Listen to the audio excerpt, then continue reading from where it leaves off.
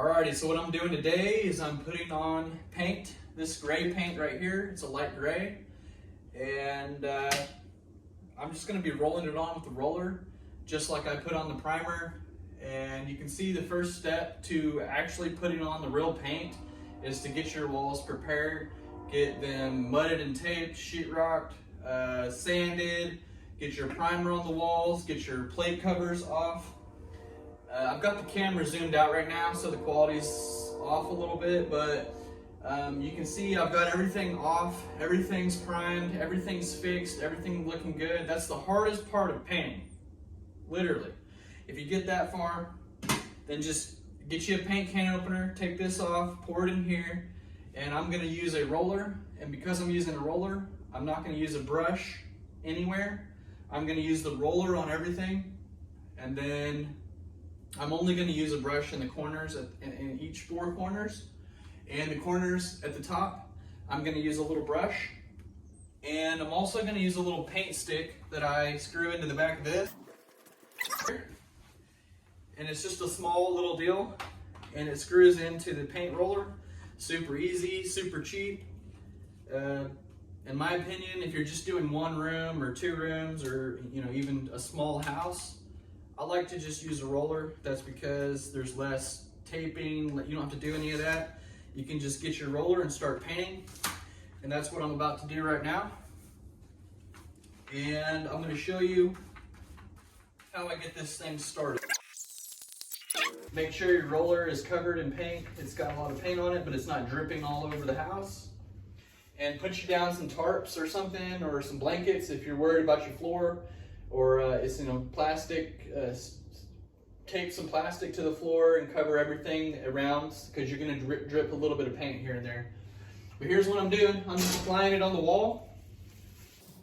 Get it on there thick, because I just spent $100 on 2 gallons of paint. It's 90 bucks on 2 gallons of paint. So when you're painting, make sure you're not leaving splashes everywhere and little places where, get the paint on there thick and just do it one time. Because I've already got it primed, and this paint will go on. It's a pretty good quality paint, and I'm only going to do 1 coat, and that's because the paint prices are so high. So make sure you get every inch covered. And use a new roller. I always use a new pad because it does do a finer job.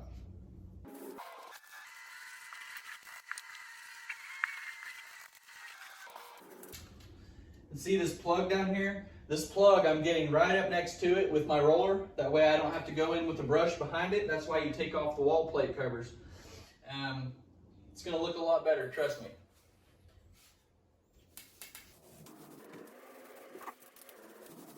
See, now I've got that around there. When I put my wall plate cover on there, there won't be any paintbrush marks or any weird things that catch your eye. Another thing is, once you get the paint on there, because we're getting it on there thick, once it's on there, make even strokes from the top to the bottom, or from the bottom to the top. That way there's no weird lines in the paint or anything like that.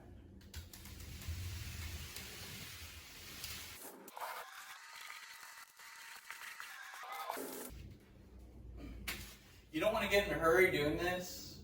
You might take a little bit more time getting on there like this thick and double checking your work and stuff, but trust me, you're going to be happy. I'm going to be happy. Basically what I'm saying here is just don't get in a rush.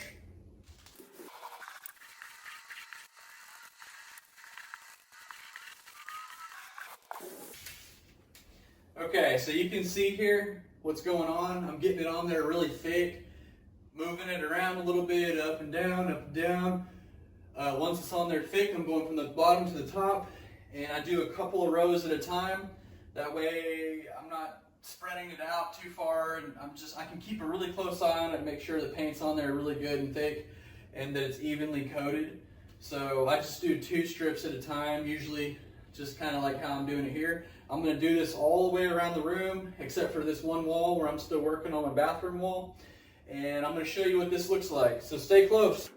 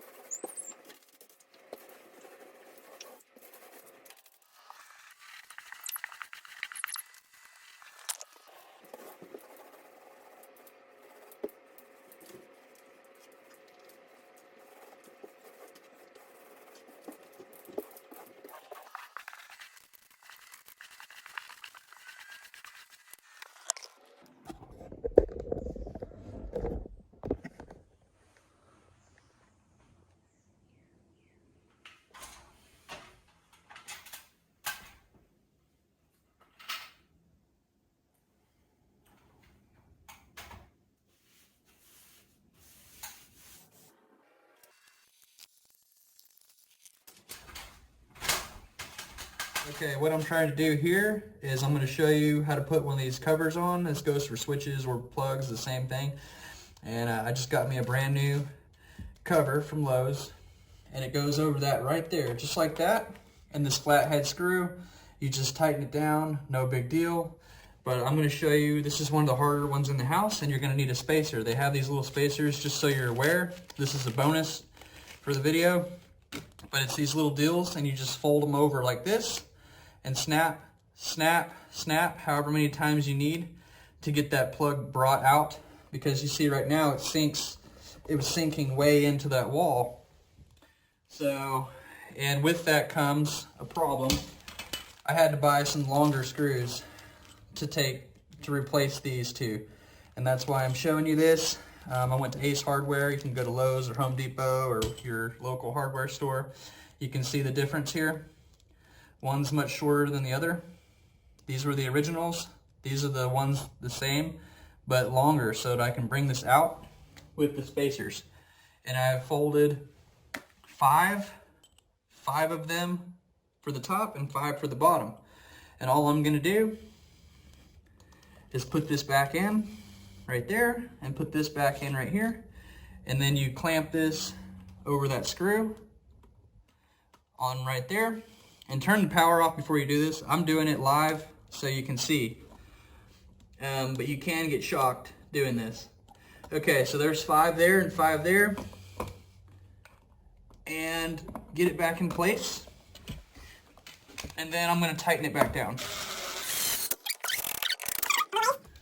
And I'm not gonna redo this on video, but I'm gonna go ahead and put another spacer in. It actually needs 6 on the top, 6 on the bottom.